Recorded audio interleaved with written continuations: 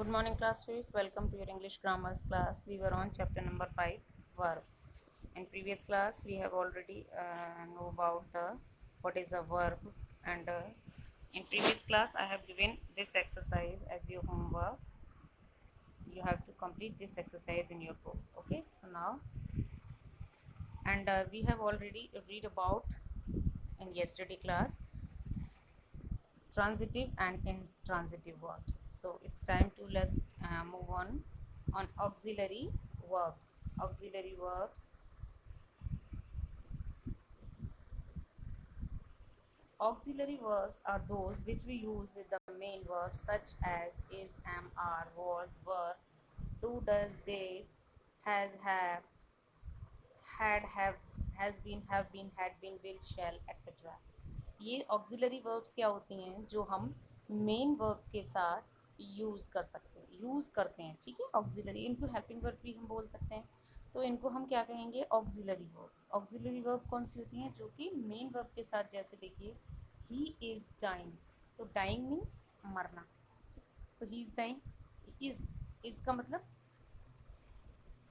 Is क्या है यहाँ पर, auxiliary verb. He has gone, ठीक है, वे जा चुका है, तो has is a auxiliary verb, और गॉन जो है वो मेन वर्ब है। जैसे आई एम वर्किंग, मैं काम कर रहा हूँ, तो वर्किंग भी एक वर्ब है लेकिन मेन वर्ब है, और ये जो है एम क्या है, ऑक्सिलरी वर्ब। जैसे they are sleeping, I was singing a song, I do not like him, he will come today, it has been snowing for an hour, he will be sitting here, और ये we shall help you, ठीक है। तो ये कौन सी auxiliary verb हुई।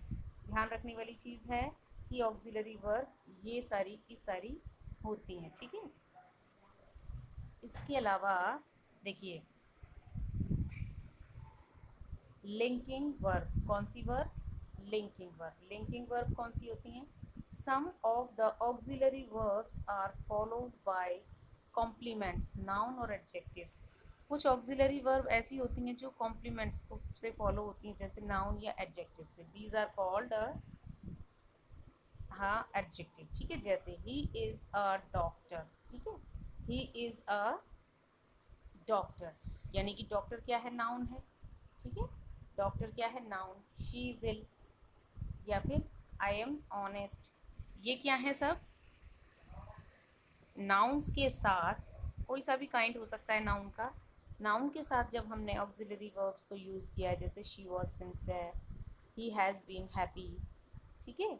तो इनके साथ जब हमने नाउन का यूज़ किया है तो ये क्या हो गए, बिकम ए लिंकिंग वर्ब। क्या है ये, linking verb. She will be a good teacher, या ही हैज़ बीन हैप्पी, ये सभी क्या है, लिंकिंग वर्ब्स। तो ऑक्सिलरी वर्ब और लिंकिंग वर्ब। अब हम पढ़ेंगे मेन वर्ब्स। देखिए मेन वर्ब्स का मतलब मुख्य क्रिया जो होती है। मेन वर्ब्स कौन सी होती हैं, main verbs are mostly action words. Each verb has three main degrees: present, past and past participle. देखिए जो ये मेन verbs होती हैं ना, ये होती हैं